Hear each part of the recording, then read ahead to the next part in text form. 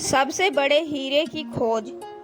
एक गांव में रहने वाला किसान अक्सर उन लोगों की कहानियां सुना करता था जिन्होंने हीरों की खान खोजकर अच्छे पैसे कमाए थे और अमीर बन गए। वह भी हीरे की खान खोजकर अमीर बनना चाहता था।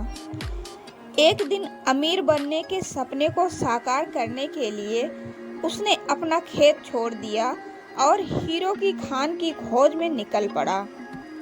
अफ्रीका के लगभग सभी स्थान छान मारने के बाद भी जब उसे हीरो का कुछ पता नहीं चला, समय गुजरने के साथ उसका मनोबल गिरने लगा। उसे अपना अमीर बनने का सपना टूटता दिखाई देने लगा।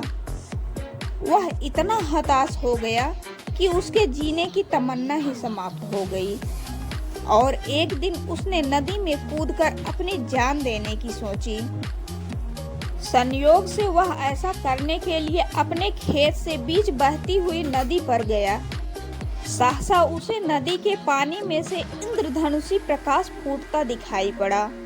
उसने ध्यान से देखा तो पाया कि नदी के किनारे पर एक पत्थर पर सूर्य की किरणें पड़ने से वह चमक रहा था।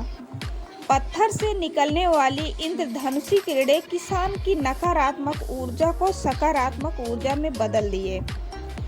उसने अपने विचार बदल दिए। किसान ने झुककर वह पत्थर उठा लिया और घर ले आया। वह एक खूबसूरत पत्थर था।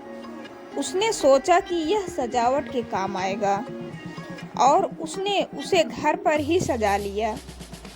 कई दिनों तक वह पत्थर उसके घर पर ही सजा रहा। एक दिन उसके घर पर उसका एक मित्र आया। उसने जब वह पत्थर देखा तो वह हैरान रह गया। उसने किसान से पूछा, मित्र, तुम इस पत्थर की कीमत जानते हो?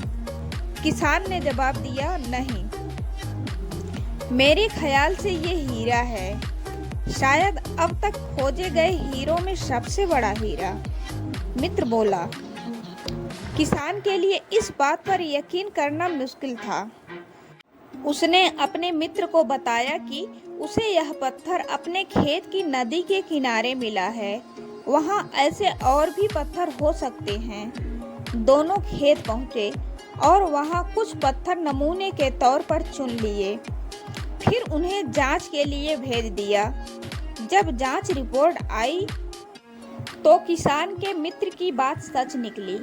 वे पत्थर हीरे ही थे। उस खेत में हीरों का भंडार था। वह उस समय तक खोजी गई सबसे कीमती हीरों की खदान थी।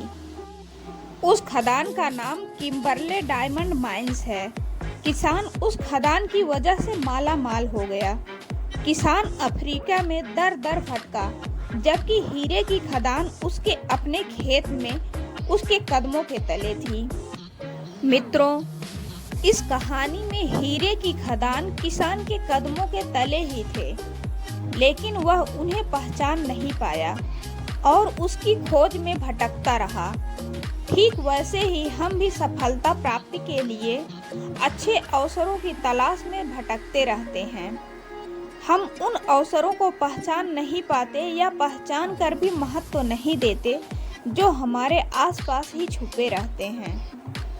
तो दोस्तों, आपको ये कहानी कैसी लगी कमेंट करके ज़रूर बताना और वीडियो को अगर आपने अभी तक लाइक नहीं किया है तो प्लीज़ लाइक कर दीजिए।